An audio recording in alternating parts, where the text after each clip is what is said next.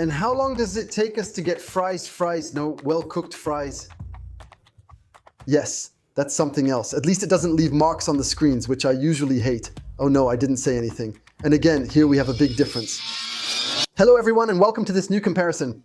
Today, I'll test 3 air fryers from various brands and prices to see if the most expensive is truly better or if a cheaper one works just as well. Does the job just as well. The Seco Fry Pixel 2500 is the cheapest fryer I found. You can buy it for 36.90 euros right now, and it's from the brand Seco Tech. For the mid-range, I chose a well-known French brand, which is Moulinex, with its Easy Fry, which is sold for around 90 euros. And finally, here we have the most expensive model, which is the Philips Premium Extra Large, which cost me 279 euros, so almost 3 times the price of the previous model. Alright, I have what I need. We'll begin with the cheapest option, the Seco Fry. Honestly, I expected higher starting prices when I researched the app. Seeing such a well-known brand offer a fryer for under 40 euros honestly surprised me. I didn't expect it. That seems relatively affordable to me, so what exactly do we get for that price? Well, that's what we're going to find out together. So let's go. I'm going to open it with you. Let's try not to cut our fingers. So what does it look like? Inside, we obviously have the manual, which is available in French. We have a kind of rack that I suppose will go inside, and it's made of metal, some polystyrene, and the fryer itself is right here. Well, listen, it's relatively simple. There are no frills. That's a good thing, at least for me. So I'm going to remove all the plastic. As you can see, it's well protected. At least we can be sure it's brand new. I'm removing the protective films now, so enjoy a quick ASMR moment. Very satisfying. This is our oil-free fryer. Honestly, I'm amazed it cost less than 40 euros. As for the design, it's really nice. It's lightweight. It doesn't take up much space. Honestly, it looks great. On the top, we have a reminder of the estimated cooking times. So for example, for fries, it's about 20 minutes. Here we have the timer, which is obviously mechanical. And finally, here is the bowl, which is relatively small, but more than enough for 1 or 2 people. So the rack goes inside when needed. There's also rubber on the edges to prevent noise and scratches. Perfect. Well, listen, my first impression is extremely positive. I was expecting, unlike the traditional fryers I've tested in a previous comparison, to have a lot more buttons, touch screens, connected features, and so on. Since these are trendy and much more modern devices, but in this case, no, they kept it simple, and I think that's great. It looks like it's going to be a breeze to use. Now, all that's left is to test it to have the most objective comparison possible, even if it's never perfect. I decided to cook frozen fries from the same brand, so they're industrial and about the same size. Each time it's 500 grams and without adding any oil. That way, each time, we'll really see the result. And how long does it take to get them cooked? No, fries that are well cooked? Yes, that's something else, so let's go. I'm going to take out my basket. Apparently you have to put in the rack, so I'll place it. So it allows the food not to be in direct contact with the wall, which obviously will get very hot. I'm putting my fries inside, so as you can see, they're very even. It takes up a lot of space, and you can't add much more if you want it to work. So here we go. I put everything back in place. You can hear that it's properly locked. I plug it in, and now all that's left is to set the timer to 20 minutes as it says. You can hear the machine running, see the green light, and the timer ticks audibly. Now, I want to say something to you. All that's left is to wait, knowing that you'll need to turn the fries regularly to get the desired result. So, I'm going to do all that, I'll let it run, and we'll discover the result together at the end of the video. Next, we'll look at the Easy Fry from Moulinex, available now for about 90 euros. It has twice the capacity of the first model we tested, and it's also more powerful since it has 1500 watts. Alright, let's go. We're going to open this together. So again, we have a manual. As you can see, the fryer is available in 2 colors. Same thing, there's polystyrene. So for now, it's exactly the same type of packaging. And the device itself also seems well protected. Alright, so I'm going to try to take it out without messing anything up. Wow. On the side, it'll probably be easier. There we go. Oh wow, oh wow. Well, I'll tell you right away, it's much heavier than the previous model. It's probably because, as you can see, it's all metal, and that's also what gives it its charm. So I'm taking off the protections here, and this time it's easier to remove. We're good now. Here's what it looks like. The finish is incredible and feels next level, making you want to use it. On top is an apparent touchscreen that isn't on yet. Here is another screen to monitor cooking progress and temperature. And the basket, for its part, is right here, with a rack inside as well that will let us place our food. I don't feel like there's much more space than in the previous model. Or maybe I'm just imagining things. But anyway, I'll still trust what's written on the packaging. I don't think they could lie about that. And an interesting little detail is that on the side, there are vents that will let the heat circulate more easily. All right, listen, I suggest we give this a try. I'll start by putting my fries inside and then we can see together how to get it started. All right, here we go. Let's do this. I open the basket. The rack is already in place, so I can put the fries in. As you can see, there's much more space than in the previous model. I could add another layer of fries, so I'll close it up. Perfect, it's locked. I'll remove the stickers since we're turning the device on. Good, at least they don't leave marks on the screens, which I usually hate. I spoke too soon. There's glue residue since I opened my mouth too quickly.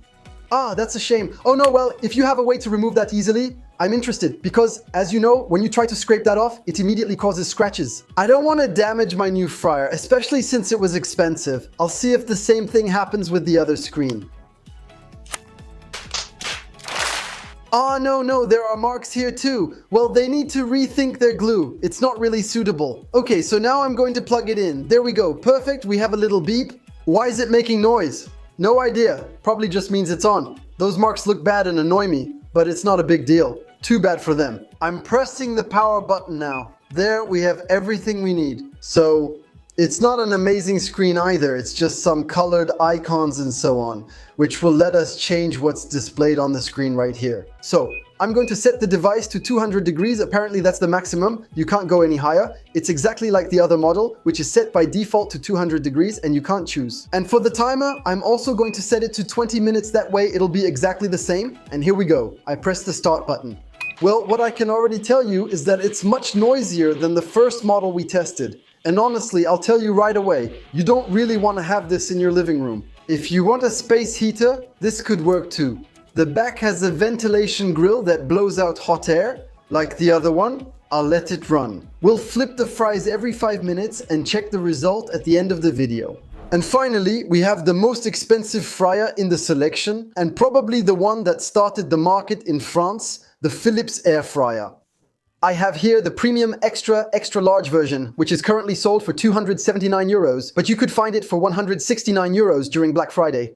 Or even more recently, around 207 euros. That really shows the importance of price history. That will help you avoid paying full price for the products you want to buy, especially when it's not urgent. So let's open this gigantic box together now. In this case, I think with this one, we'll be able to make fries for a whole family without any problem.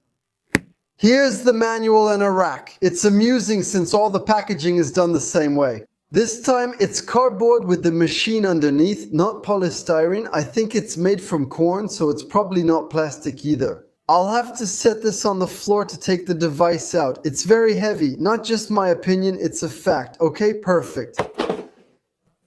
It's already a bit smaller out of the box, but still impressive. Here's how it looks. The top surface is very simple.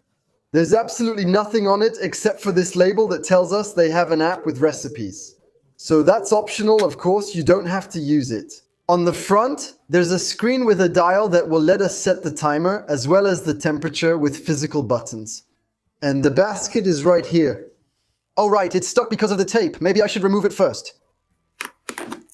There we go, perfect.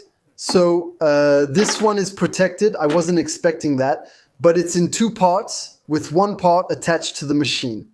The system looks really clever. Look at this, it actually seems pretty good. So here we have the basket, which as you can see is completely empty at the bottom. So I guess we can install the rack here, which is removable and will be easier to clean. And here we have another accessory that for now doesn't remind me of anything at all. It looks like some kind of trivet. I'll try to see what it is in the manual. First, it's offered in 50,000 languages, making it truly international. See page 17. So what do they say? There isn't much information, that's really it. The manual, there's nothing, it's a joke with warnings. Electromagnetic singing, recycling, warning, yeah, well, okay, so it doesn't tell us how to use it? That's very strange. Would it be here? Oh yes, we have a smaller one. Okay, oh yes. Okay, so there are illustrations, so in the end it shouldn't be too complicated. I'll try to figure this out. Okay, so this. Apparently it goes at the bottom of the tank and it's simply to circulate the air. As you can see, there are some unusual shapes and the fact that it's removable is simply to make it easier to clean everything. So here we go. I'm going to put this at the bottom. There we go, perfect. Now I'm going to place my basket. Great, and all that's left is to slide in the grate. All right, I did it. Now we just need to add the ingredients. And honestly, I'm pretty surprised because the volume doesn't seem much bigger to me in these models, even though it's supposed to be significantly, since they say there's a 73-liter capacity. I don't know, we'll see when I put the fries in, but honestly, I don't really feel like you could fit a whole chicken inside either. The power is also higher at 2,225 watts, which means heavy consumption. Here we go. I'm going to put the fries inside, but I'll spread them out a little better first. There we go, great. I'll put this back in place and close it. Well, anyway, as far as the mechanism goes, it's really satisfying to use. It's super smooth, this kind of drawer. In terms of comfort, it's honestly a really great idea. All right, I'll be able to plug in the device, though the cable is relatively short, but like the other two, there we go. Here, there's no noise. Nothing is on. You just need to press the button. We're at 180 degrees. I'll raise it to 200. We can't go any higher, so everything stays locked at this level. We'll also set the timer to 20 minutes. I'm starting to cook, and while the screen may not be clear, we have multiple cooking modes and presets. One for frozen foods like fries. We also have one for chicken, meat, fish, and also cakes. There's also a manual mode for making various recipes. Like the previous model, it's pretty noisy, so I wouldn't want it running while I'm cooking. I'll just let it cook and stir occasionally. I'll see you right after to find out what these 3 oil-free fryers have made for us.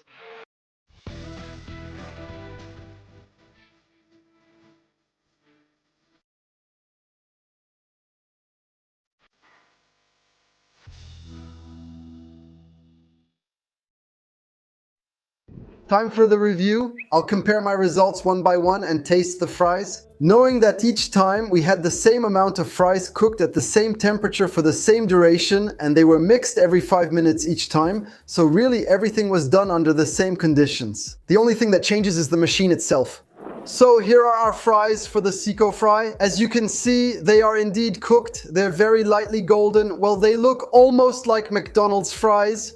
So for me, this worked perfectly, and honestly, it's pretty good. I'm going to taste them. There are some here that are relatively soft. Yeah, well, I'll try to find one that's a bit crispy. Well, this one looks pretty golden. Let's see how it is. I was expecting worse, to be honest with you. I thought I'd have to leave them in longer. Well, that's my opinion. They're not really crispy, more soft. But does that mean they're bad? Not necessarily. Oh yeah, they're fully cooked, not raw at all. It's good, and I haven't added any salt yet. Honestly, the result isn't bad, but they're not very crispy. For a more golden finish, we would have needed to leave them in the machine longer. Okay, let's move on. The Moulinex ones are much more golden this time, and you can clearly see the difference. They look more appetizing. First of all, I really like them, and they look much harder here. I would say they're almost perfect. At least in terms of appearance, you can tell they're much more golden and crispy. They're perfect here. I have nothing to add. They're really good. It's almost mealtime, and honestly, I could finish the whole dish easily. Well done, Moulinex. The technology works perfectly. Now, with the air fryer, there's another significant difference. In this case, they're all nicely golden. They look really crispy. It's just exceptional. Here, it almost looks like they came out of a traditional fryer with oil, except obviously we didn't use any. That's why they're also very matty. Honestly, this is awesome, and I think they'll turn out great. They're a bit overcooked, but that's just personal taste. Honestly, no complaints. They're super crispy. Well, listen, it's a successful comparison. We were able to compare the oil-free fryers on their main function, which is cooking fries. And actually, the most expensive one is also the most efficient. However, if I had to keep one model based on value for money, I would lean more towards the Moulinex. Quite simply because it's more compact, it has better materials, and the finishes are also more appealing. There's also a touch screen that I find pretty nice. In the end, the tank is certainly smaller, and it would take more time to reach the same level of golden color and crispiness. But I don't feel like it's really that significant either. That's why, honestly, if you had to buy one, this is the one I would recommend to you.